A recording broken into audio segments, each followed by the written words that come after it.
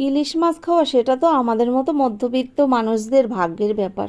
কারণ বাপরে বাপ, ইলিশ মাছের যে কি দাম তোমাদের কি বলবো, মনে হয় যেন টাকা চিবিয়ে খাচ্ছি। যাই হোক, আমাদের বাড়িতে ইলিশ মাছ খাওয়াই হয় না এই পয়সার অভাবে। এদিন ছোট্ট সাইজের একটা ইলিশ মাছ এনেছিল, মনে করলাম একটু ভাপা ইলিশই করে দিই। তাই এখানে নিয়ে নিলাম 2 চামচ সর্ষে আর 1 চামচ পোস্ত, সঙ্গে নিয়ে নিয়েছি 5টা কাঁচা লঙ্কা। প্রথম সর্ষে আর পোস্তটাকে মিক্সির মধ্যে দিয়ে আমি একটু ঘুরিয়ে নেব, গুঁড়ো বানিয়ে নিয়ে তারপরে অন্য অন্য মশলাগুলো এর মধ্যে দিয়ে দেবো।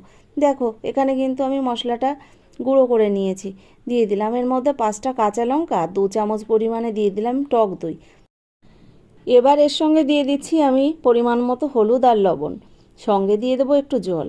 ভালো করে একটা পেস্ট রেডি করে নেব। দেখো এদিকে আমি মিক্সিতে ঘুরিয়ে একটা পেস্ট কিন্তু এখানে রেডি করে নিয়েছি।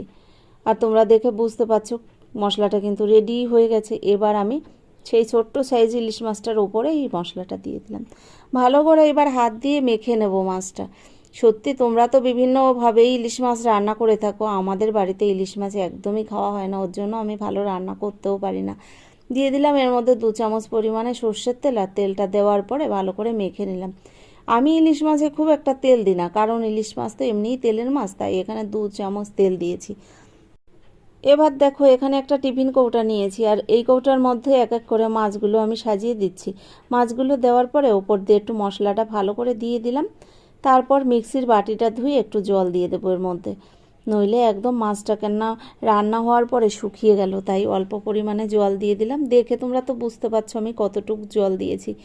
আমি ভালো রান্না করতে পারি না, বললাম না ইলিশ মাছ, কারণ ইলিশ মাছ আমাদের বাড়িতে খাওয়া হয় না, পয়সার অভাবেই কিনতে পারি না ইলিশ মাছ, খাবো কি করে। জলটা দেওয়ার পরে দিয়ে দিলাম 2 কাঁচা লঙ্কা, আর উপর দিয়ে দিয়ে দিলাম 1 চামচ সর্ষের তেল। এবার ভালো করে একটু মিশিয়ে নিলাম ঢাকনা বন্ধ করে। কড়াইয়ের মধ্যে আমি জল দিয়ে দিয়েছি, আর তার মধ্যে এই টিফিন কৌটাটা এবার বসিয়ে দেবো। 10 মিনিটের মধ্যেই ভাপিয়ে নিলে ইলিশ মাছ রান্না রেডি একদম। দেখো এখানে আমি টিফিন কৌটাটা বসিয়ে দিলাম। এবার উপর দিয়ে একটা ঢাকনা দিয়ে 10 মিনিট মতো ভাপিয়ে নেব।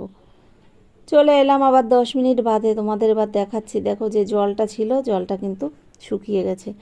এবার টিফিন কৌটাটা নামিয়ে একটু ঠান্ডা করে তোমাদের দেখাবো মাছগুলো কেমন হয়েছে। দেখো দেখতে কি দারুণ হয়েছে। ও আমার তো জিভে এখনই জল চলে আসছে রে, কি করি। মাছটা তো খাওয়া হয়ে গেছে, কিন্তু এখন দেখে আবার খেতে ইচ্ছা করছে। যাই হোক, কিচ্ছু করার নেই। ইলিশ মাছটাকে এবার আমি টিফিন কৌটার থেকে নামিয়ে তারপরে পরিবেশন করব।